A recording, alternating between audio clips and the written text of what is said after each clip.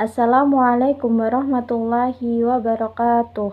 Kami dari kelompok 10 akan mempresentasikan mengenai manajemen letter dan client representation letter. Sebelumnya, saya akan memperkenalkan anggota dari kelompok 10. Yang pertama ada saya sendiri, Irodatul Fahmi, NIM 195221285. Yang kedua ada Vinka Febrianingrum, NIM 195221288.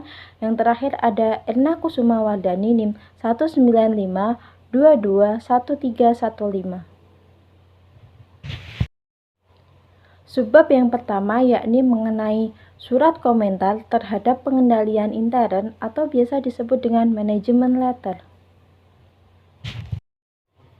SA 265 yakni mengenai pengkomunikasian defisiensi dalam pengendalian internal kepada pihak yang bertanggung jawab atas tata kelola dan manajemen.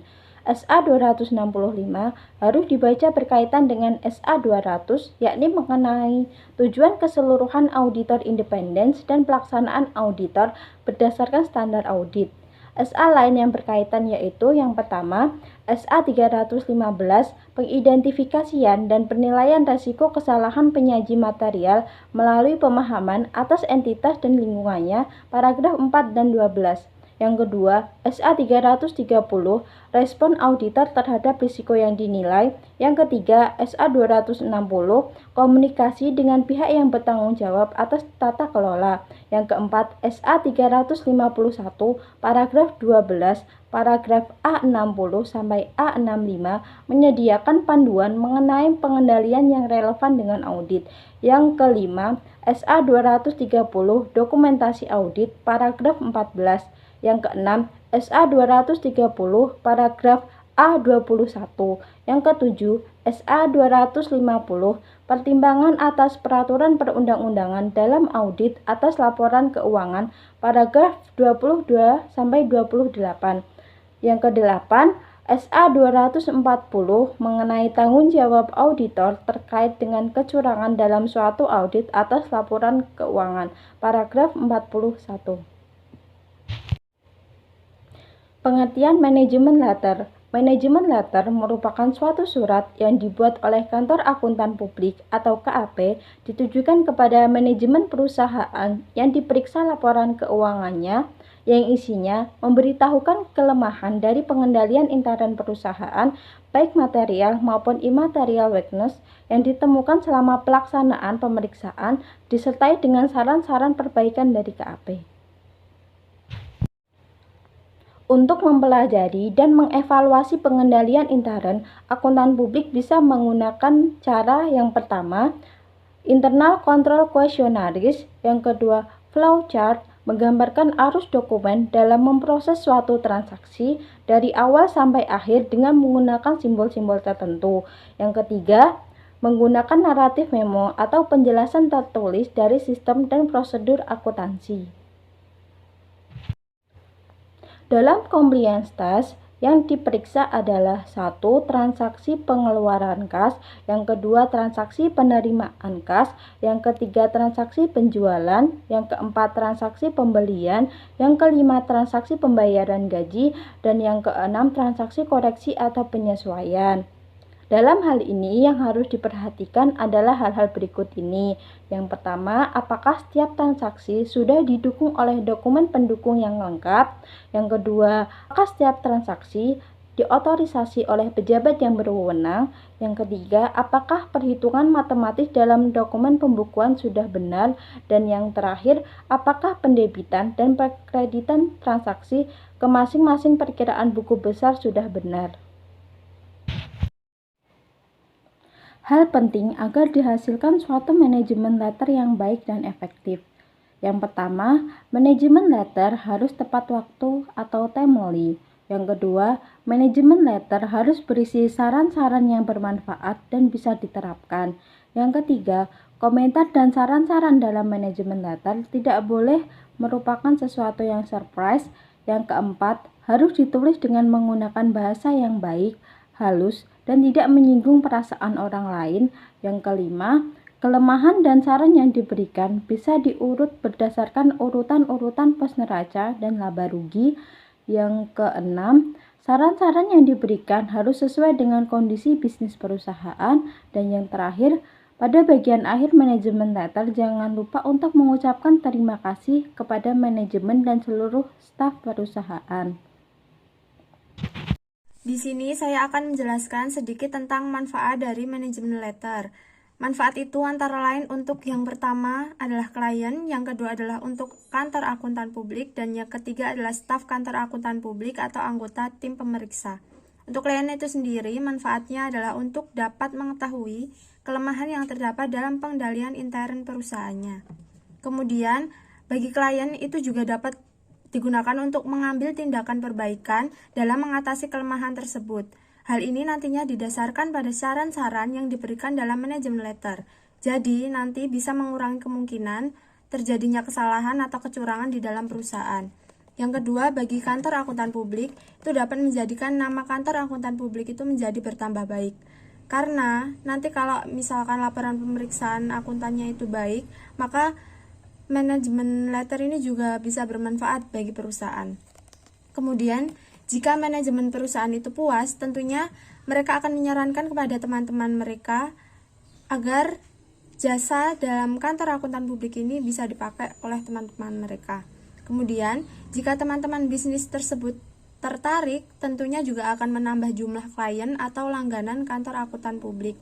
Nah, sedangkan manfaat bagi staf kantor akuntan publik atau anggota tim pemeriksaan itu ada 3, yaitu jika klien kantor akuntan publik bertambah, tentunya nanti kesejahteraan pegawai dapat lebih ditingkatkan.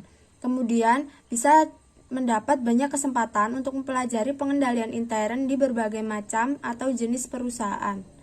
Yang terakhir, manfaat untuk staf kantor akuntan publik adalah untuk mendapatkan kesempatan dalam mempelajari bagaimana membuat manajemen letter yang baik. Selanjutnya ada tugas dan tanggung jawab anggota tim audit di dalam membuat manajemen letter. Yang pertama, tugas dari asisten auditor atau junior staff. Ketika terjun ke lapangan, mereka bertugas untuk mengumpulkan data dan informasi yang terdapat di dalam pengendalian intern suatu perusahaan. Kemudian mereka juga bertugas untuk mendokumentasikan data dan informasi beserta fotokopi bukti pendukung ke dalam kertas kerja pemeriksaan yang nantinya akan ditelaah lebih lanjut oleh senior auditornya. Kemudian tugas dari senior auditor atau pimpinan tim pemeriksa yaitu yang pertama, menelaah kertas kerja pemeriksaan yang telah dibuat oleh asisten auditor. Tugas yang kedua yaitu mengumpulkan hal-hal yang bisa dimasukkan ke dalam manajemen letter, sekaligus juga menyusun konsep dari manajemen letter. Tugas yang ketiga yaitu mendiskusikan konsep manajemen letter dengan bagian pajak dan bagian manajemen service dari KAP. Hal ini untuk mendapatkan komentar dari mereka di segi perpajakan dan sistem akuntansi. Tugas yang keempat yaitu menyerahkan konsep manajemen letter kepada audit supervisor atau manajer untuk ditelaah lebih lanjut. Tugas yang terakhir yaitu melakukan perbaikan-perbaikan setelah ditelaah oleh atasan. Selanjutnya ada tugas dari audit supervisor atau manajer. Yang pertama tugasnya yaitu menelaah dan mengedit konsep manajemen letter dan mengusulkan perbaikan. Kemudian mereka juga bertugas untuk menyerahkan konsep manajemen letter kepada audit partner. Tugas yang ketiga yaitu mendiskusikan konsep manajemen letter dengan manajemen perusahaan. Tugas yang keempat adalah melaporkan kepada audit partner mengenai hasil diskusi dengan manajemen perusahaan dan meminta persetujuan dari audit partner. Yang terakhir yaitu bertugas untuk memerintahkan konsep terakhir manajemen letter untuk difinalisasi. Tugas dari audit partner yang pertama yaitu menelaah dan mengedit konsep manajemen letter yang diterima. Kemudian audit partner juga nantinya akan menelaah kembali konsep yang sudah diperbaiki. Kemudian meminta audit manager untuk mendiskusikannya dengan manajemen perusahaan. Tugas yang selanjutnya yaitu membahas dengan audit manager hasil dari diskusi konsep manajemen letter. Tugas yang terakhir yaitu menandatangani manajemen letter yang final untuk dikirimkan kepada manajemen perusahaan. Selanjutnya, kita sudah masuk ke bab tentang surat pernyataan langganan atau Client Representation Letter. Nah, SA 580 itu mengatur tentang representasi tertulis yang dalam praktik akuntansi publik dikenal sebagai surat pernyataan langganan. SA 580 ini harus dibaca bersamaan dengan SA 200 tentang tujuan keseluruhan auditor independen dan pelaksanaan audit berdasarkan standar audit. Selain itu, terdapat beberapa SA yang memuat ketentuan representasi tertulis, yaitu yang pertama ada SA 240 tentang tanggung jawab auditor terkait dengan kecurangan dalam suatu audit atas LK atau laporan keuangan. Ada juga SA 250 tentang pertimbangan atas peraturan perundang-undangan dalam audit atas laporan keuangan. Selanjutnya ada SA 450 tentang pengevaluasian atas kesalahan penyajian yang diidentifikasi selama audit. Selanjutnya ada SA 501 tentang bukti audit, pertimbangan spesifik atas unsur pilihan. Ada SA 540 tentang audit atas estimasi akuntansi termasuk estimasi akuntansi nilai wajar dan pengungkapan yang bersangkutan. Selanjutnya ada SA 550 tentang pihak berelasi dan SA 560 tentang peristiwa kemudian, ada SA 570 tentang kelangsungan usaha, dan yang terakhir adalah SA 710 tentang informasi komparatif, angka corresponding, dan laporan keuangan komparatif. Nah, menurut SA 580, representasi tertulis itu adalah suatu pernyataan tertulis yang diberikan kepada auditor untuk mendukung bukti audit lain. Tanggal surat pernyataan langganan itu harus sama dengan tanggal selesainya pemeriksaan lapangan atau audit flight work dan tanggal laporan akuntan publik. Nah, surat pernyataan langganan tersebut harus ditandatangani juga oleh pejabat perusahaan atau klien yang berwenang. Selanjutnya, apa sih itu surat pernyataan langganan? Nah, surat pernyataan langganan itu merupakan surat yang dibuat oleh klien, nantinya ditujukan kepada kantor akuntan publik yang berisi pernyataan mengenai beberapa hal. Nah, beberapa hal tersebut antara lain, yang pertama yaitu bahwa manajemen menyadari merekalah yang bertanggung jawab terhadap kewajaran penyajian laporan keuangan perusahaan sesuai dengan standar akuntansi. Yang kedua, bahwa semua data, catatan dan laporan akuntansi, notulen rapat direksi dan pemegang saham, serta informasi-informasi yang diperlukan dalam pelaksanaan audit, seluruhnya sudah diperlihatkan kepada akuntan publik dan tidak ada yang disembunyikan. Selanjutnya akan dijelaskan oleh Mbak Erna. Pos-pos mengenai laporan posisi keuangan. Misalnya, A. Piutang yang disajikan di laporan posisi keuangan neraca semuanya bisa tertagih atau sudah dibuat penyisiannya yang cukup untuk piutang yang diragukan bisa tertagih. B. Aset tetap yang tercantum di laporan posisi keuangan neraca semuanya merupakan milik perusahaan atau dicatat berdasarkan harga perolehan atau fair market value. C. Utang atau liabilitas yang tercantum di laporan posisi keuangan neraca betul-betul milik perusahaan dan tidak ada liabilitas kepada pihak ketiga yang belum tercantumkan di laporan posisi keuangan neraca. 4. Menyatakan ada atau tidaknya aset perusahaan yang dijadikan jaminan atas kredit yang diperoleh dari bank. Jika ada aset yang dijadikan jaminan, kepada siapa? 5. Menyatakan ada atau tidaknya liabilitas bersyarat contingency liability per tanggal laporan posisi keuangan neraca. Kalau ada, dijelaskan dalam bentuk apa? Contingency liability adalah liabilitas perusahaan kepada pihak ketiga yang mungkin terjadi, mungkin juga tidak terjadi, tergantung pada kejadian di periode yang akan datang. Contingency liability biasanya berasal dari pendiskontoan wesel tagihan atau jika ada tuntunan terhadap perusahaan di pengadilan yang pada tanggal laporan posisi keuangan neraca belum ada keputusan hukum dari pengadilan tersebut. 6. Menyatakan ada atau tidaknya transaksi-transaksi hubungan istimewa dengan perusahaan induk, perusahaan anak, ataupun perusahaan afiliasi. Jika ada hubungan istimewa misal dalam bentuk penjualan atau pembelian barang dagang antara perusahaan dalam satu grup, maka harus dinyatakan bahwa transaksi tersebut dilakukan dengan harga pasar yang wajar dan harus dijelaskan berapa jumlah transaksi tersebut. 7. Menyatakan ada atau tidaknya kejadian penting sesudah tanggal laporan posisi keuangan neraca yang mempunyai pengaruh yang penting atau material terhadap kewajaran laporan keuangan. Misalnya, terjadi kebakaran sesudah tanggal laporan posisi keuangan neraca, namun sebelum laporan akuntansi diterbitkan. 4. Manfaat Client Representation Letter bagi kantor akuntan publik sangat besar sekali. Misalnya, jika ternyata klien tidak mencatat transaksi perusahaan secara keseluruhan atau ada bukti-bukti yang disembunyikan atau tidak diperlihatkan kepada kantor akuntan sehingga ada pihak-pihak yang menggunakan laporan keuangan klien dan merasa dirugikan, lalu mengajukan tuntutan kepada akuntan publik di pengadilan.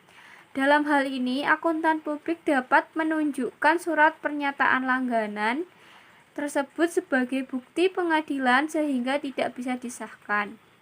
Jika akuntan publik tidak memiliki surat pernyataan langganan, maka ia bisa disalahkan di pengadilan dan harus membayar ganti rugi atau dicabut izin prakteknya oleh Menteri Keuangan jika terbukti lalai dalam melakukan pemeriksaan sehingga merugikan pihak lain. C dari Client Representation Letter. Surat pernyataan langganan representation tertulis umumnya meliputi hal-hal berikut yang dimungkinkan. 1. Pengakuan manajemen mengenai tanggung jawabnya untuk menyajikan laporan keuangan secara wajar, laporan posisi keuangan, hasil usaha, perubahan ekuitas, dan arus kas sesuai dengan standar akuntansi keuangan etap atau PSAK atau IFRS atau basis akuntansi komprehensif lainnya. 2. Terjadinya catatan keuangan dan data yang berkaitan. 3. Kelengkapan dan tersedianya semua notulen rapat, pemegang saham, direksi, dan dewan komisaris. 4. Tidak terjadi kesalahan dalam laporan keuangan dan transaksi yang tercatat. 5. Informasi mengenai transaksi antar pihak yang memiliki hubungan istimewa dan piutang atau utang liabilitas antar pihak yang memiliki hubungan istimewa. 6. Ketidakpatuhan dengan pasal-pasal perjanjian kontrak yang mungkin berdampak terhadap laporan keuangan. 7. Informasi mengenai peristiwa kemudian. 8. Ketidakberesan yang melibatkan manajemen dan karyawan. 9. Komunikasi dari instansi pemerintah mengenai ketidakpatuhan terhadap atau kelemahan dalam praktek pelaporan keuangan. 10. Rencana atau maksud yang akan mempengaruhi nilai atau klasifikasi aset atau liabilitas. 11. Pengungkapan saldo kompensasi atau perjanjian yang mencangkup pembatasan terhadap saldo kas, setara kas, dan pengungkapan line of credit atau perjanjian yang serupa. 12. Pengurangan kelebihan atau keusangan persediaan menjadi nilai yang direalisasikan. 13. Rugi dari komitmen penjualan. 14. Hak atas aset, hak atas gadai aset, dan aset yang dijaminkan. 15. Perjanjian untuk membeli kembali aset yang sebelumnya dijual. 16. Rugi dari komitmen pembelian untuk jumlah persediaan yang melebihi kebutuhan atau pada harga di atasnya. Sekian presentasi dari kelompok kami, kurang lebihnya mohon maaf. Wassalamualaikum warahmatullahi wabarakatuh.